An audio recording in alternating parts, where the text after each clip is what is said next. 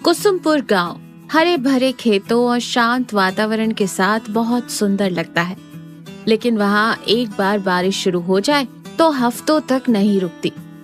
रमेश उस गांव के सबसे स्वादिष्ट चिकन चाउमीन बनाता है। आसपास के गांव के लोग उसके चाउमीन खाने आते हैं, लेकिन पिछले 3 दिनों से लगातार हो रही इस बारिश ने उसके व्यापार पर पानी फेर दिया है। रमेश निराश होकर सिर पकड़े बैठा है। सुजाता, देख रही हो, आसमान में कोई बड़ा छेद हो गया है क्या? सुबह नहीं रात नहीं, बस बरस रहा है। 3 दिन से मेरा ठेला घर के बाहर भीगकर रो रहा है। ऐसे ही और 4 दिन बारिश हुई तो हमें घर में ही चाउमीन की तरह उबलना पड़ेगा। 1 रुपए की भी बोहनी नहीं हुई। अरे ये क्या कह रहे हो? तो क्या जाकर आसमान से युद्ध करोगे? प्रकृति है तो बरसेगी। थोड़ा धैर्य रखिए, बारिश कम होते ही आपका व्यापार फिर से जोर पकड़ लेगा। तभी अचानक दरवाजा खुलता है। भुवन अपना छाता बंद करते हुए पानी झटकते हुए अंदर आता है। वो पूरी तरह भीग चुका है। रमेश भाई, ओ रमेश भाई, बाहर मूसलाधार बारिश हो रही है। जल्दी से 1 प्लेट गर्मा गर्म तीखी चिकन चाउमीन लगा दो यार। मेरे पेट में चूहे कबड्डी नहीं, सीधे फुटबॉल खेल रहे हैं। भुवन, तुम्हें बाहर तूफान दिखाई नहीं दे रहा क्या? ठेला निकालने की भी जगह नहीं है और तुम चाउमीन मांग रहे हो? या फिर ठेला लाकर इस बेडरूम में लगा दूं क्या? जाओ जाओ, आज कोई चाउमीन नहीं है। बड़े अजीब हो भाई, एक तरफ मैं इतनी बारिश में जान हथेली पर रखकर तुम्हारी चाउमीन खाने आया हूँ और तुम मुझे ही भगा रहे हो। दोस्त के नाम पर कलंक हो तुम। भुवन भाई, आप इतना दिल पर मत लीजिए। ठेला बाहर कीचड़ में फंसा हुआ है। बारिश रुकने तक चाउमीन बनने का तो कोई सवाल ही नहीं पैदा होता।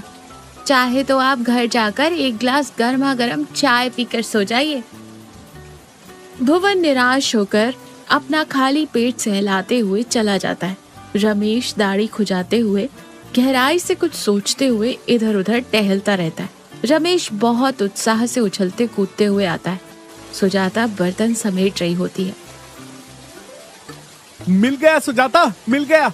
मुझे एक जबरदस्त आइडिया मिल गया। सुजाता चौंक जाती है। उसके हाथ से बर्तन नीचे गिर जाते हैं। क्या क्या हुआ? मेरी तो जान ही निकल गई। क्या मिल गया? कोई गुप्त खजाना मिल गया क्या? अरे खजाना नहीं सुजाता, दुकान लगाने के लिए एक सुपर प्लेस मिल गई। अपने गांव के बाहर पहाड़ी के पास जो नीलगिरी गुफा है ना, वो अंदर से बहुत बड़ी, गर्म और सूखी है। बारिश की एक बूंद भी अंदर नहीं आती। हम अपना स्टॉल ले जाकर उस गुफा के अंदर लगाएंगे।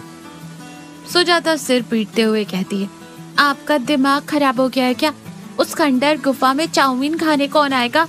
गांव वाले आपको देखकर कहेंगे। अरे रे, तुम्हें व्यापार का रहस्य समझ नहीं आ रहा है। इस ठंड और बारिश में लोगों को कुछ गर्मा गर्म और तीखा खाने का मन करता है, लेकिन वो भीगना नहीं चाहते। उस गुफा में तो बारिश की एक बूंद भी नहीं आती। सब एकदम सेफ है। तुम मेरी बात मानो, सारा सामान पैक करो, बाकी मैं संभाल लूंगा। गुफा के अंदर एक छोटा टेबल, गैस स्टोव लगाया गया है।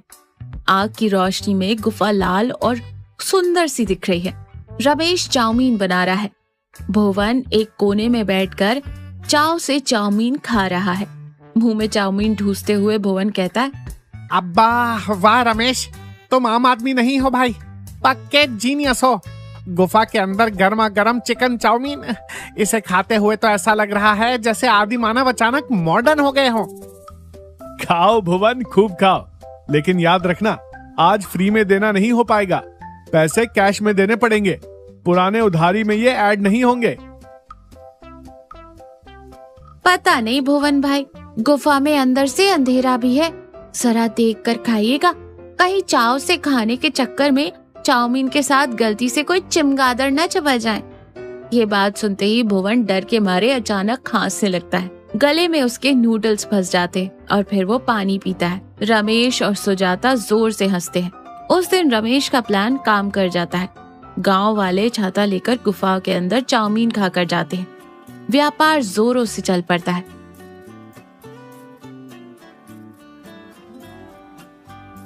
सभी ग्राहक चले गए हैं। रमेश और सुजाता सामान समेट रहे हैं। भुवन भी वहीं खड़े होकर उनकी मदद कर रहा है। रमेश खुशी से पैसे गिनते हुए कहता है, आज व्यापार बहुत बढ़िया हुआ सुजाता, सब खत्म हो गया। हाँ सुजाता, मैंने अपने लिए उस डिब्बे पर एक प्लेट चिकन चाउमीन रखी थी ना, वो कहाँ गई? मैंने तो नहीं देखा जी, आपने जहाँ रखी थी वहीं होगी, ठीक से देखिए। भुवन इधर उधर देखते हुए घबराहट में कहता है, भाई मेरी तरफ ऐसी शक की नजर से मत देखो, मेरा पेट भर चुका है, मैंने नहीं खाई। लेकिन यहाँ तो वो प्लेट है ही नहीं। रमेश आश्चर्य से सिर खुजाते हुए कहता है, ऐसे कैसे? हवा में गायब हो गई क्या? 1 मिनट पहले मैंने खुद अपने हाथों से उसे वहां रखा था और स्टोव पहुंचने के लिए इधर घूमा। पल भर में प्लेट कैसे गायब हो सकती है? रमेश, मैंने सुना है भाई, पुरानी गुफाओं में भटकने वाली आत्माएं होती हैं। पक्का यहाँ कोई चाउमीन खाने वाला भूत होगा। मेरे बस का नहीं है भाई, मैं घर जा रहा हूँ। फिर बिना पीछे मुड़े देख भाग जाता है। रमेश सुजाता एक दूसरे का मुंह देखते हैं और हैरान रह जाते हैं। माहौल में थोड़ा सस्पेंस आ जाता है। गुफा में सन्नाटा है। रमेश, सुजाता और भुवन एक बड़े पत्थर के पीछे छिपकर देख रहे हैं। रमेश ने जानबूझकर एक प्लेट चाउमीन टेबल पर छोड़ दी है। थोड़ा डरावना माहौल है।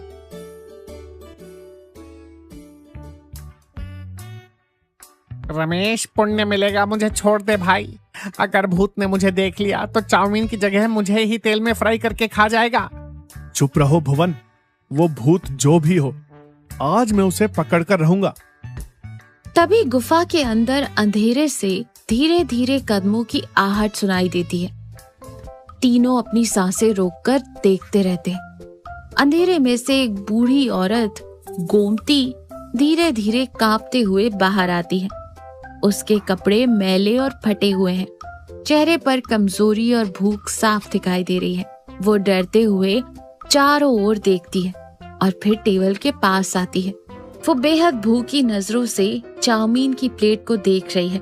रमेश और सुजाता पत्थर के पीछे से बाहर आते हैं। उन्हें देखते ही वो बूढ़ी औरत बुरी तरह डरकर प्लेट छोड़ देती है और कांपते हुए पीछे कदम हटाती है। माँ जी, आप कौन हैं? इतनी रात गए इस घने अंधेरे गुफा में क्या कर रही हैं? मुझे माफ कर दो बेटा, मुझे पुलिस के हवाले मत करना। मैं कोई चोर नहीं हूँ बाबू, मैं बहुत बदनसीब हूँ। रोइए मत माता जी, आप डरिए मत, हम आपको कुछ नहीं कहेंगे। लेकिन आप यहाँ आए कैसे?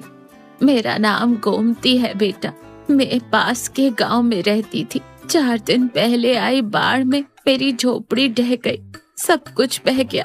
जान हथेली पर रखकर भागते हुए इस गांव की तरफ आ गई। यहाँ मैं किसी को नहीं जानती, जिंदगी में कभी किसी से भीख नहीं मांगी। स्वाभिमान आड़े आ गया, इसीलिए किसी से खाना भी नहीं मांग पाई। 2 दिन से भूखी हूँ। भूख बर्दाश्त नहीं हुई तो इस गुफा में छुप गई। तभी मुझे यहाँ ये खाना दिखाई दिया। मेरी भूख ने मुझसे ये गलती करवा दी, मुझे माफ कर देना बेटा। ये बातें सुनकर रमेश, सुजाता स्तब्ध रह जाते हैं। उनका दिल पसीज जाता है। बुरी तरह डरे हुए भुवन की आंखों में भी आंसू आ जाते हैं।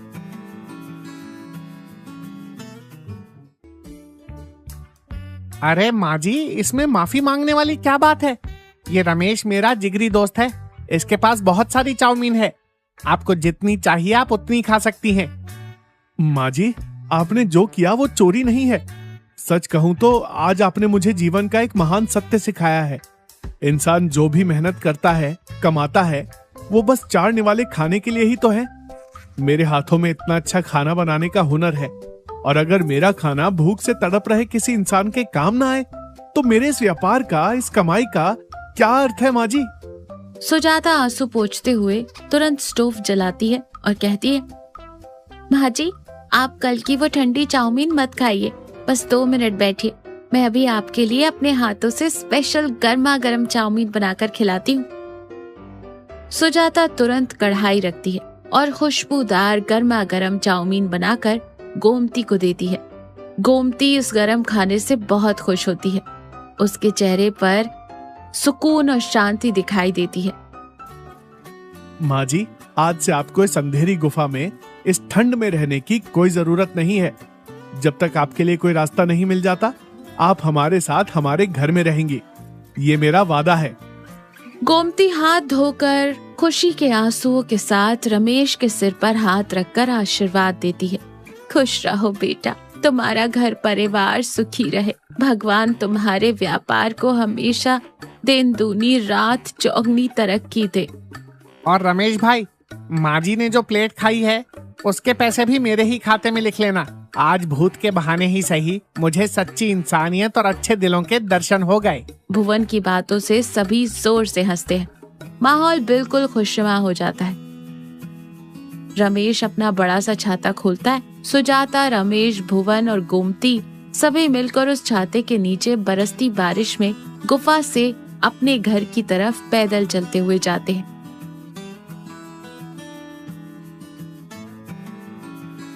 रमेश ने बारिश की मार से अपने व्यापार को बचाने के लिए उस अंधेरी गुफा में दुकान लगाई, लेकिन वहां उसे व्यापार के साथ साथ जीवन में कभी ना भूल पाने वाला इंसानियत नाम का असली गुप्त खजाना मिल गया। सच ही तो है, जिंदगी में असली स्वाद खाने में डाले जाने वाले मसालों से नहीं आता, बल्कि किसी जरूरतमंद की भूख मिटाने में उनकी मदद करने में आता है।